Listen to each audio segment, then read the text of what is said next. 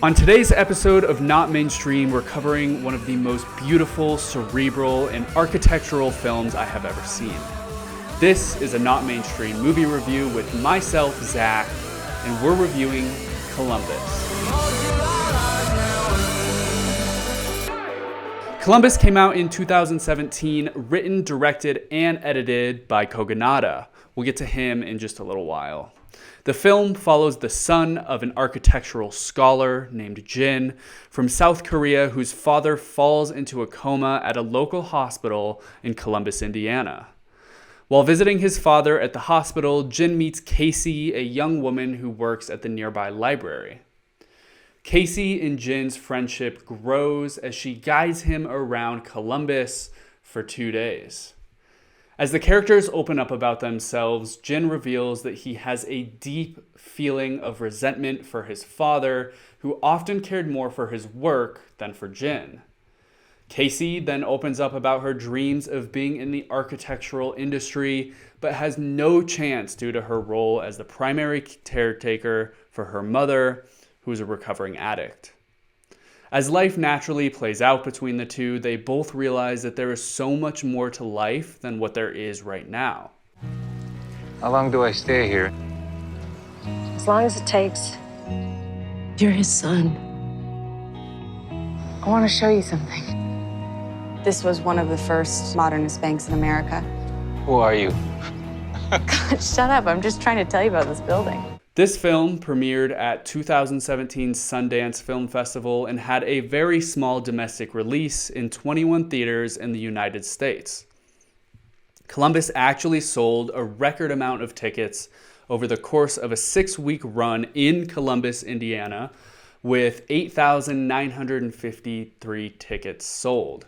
Columbus currently has a 96% critic Rotten Tomato score and an 80% audience score, with the critics' consensus being wonderfully acted and artfully composed. Columbus balances the clean lines of architecture against the messiness of love with tenderly moving results.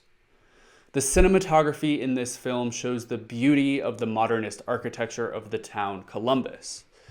The director puts you in a place where you can recognize the gravity of the buildings that are surrounding you, but not be able to know where you are if you were actually there. Both the interiors and the exteriors of the buildings are art. Each shot of this film shows purpose and design that only comes with a filmmaker that has this very, very rare eye. Kogonada, the filmmaker, writer, director, and editor of Columbus, created a masterpiece for his directorial debut. For years before the film, Kogonada produced video essays studying the great works and directors of film's history. All of the deep and thorough studying of films led to a directorial debut that seemed like it was created by a master. There were so many immensely beautiful features of this film, including the open and artfully calculated cinematography, the haunting, slow, and vulnerable ambient soundtrack, to the rawness and the connectivity of the character development. Why aren't you at the hospital? He was never interested. You don't want him to get better? Maybe not.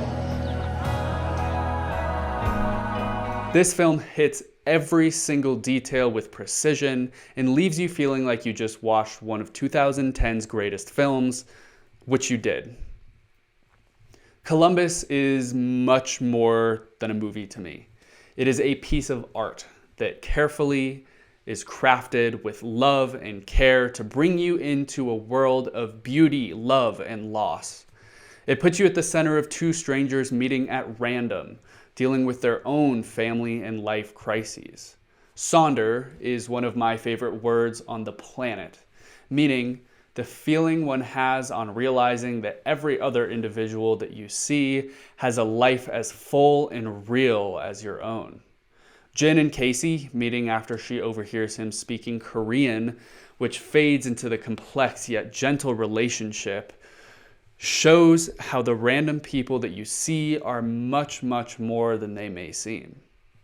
Now, this film truly is one of my top films of all time and is worth every single second of your time and attention.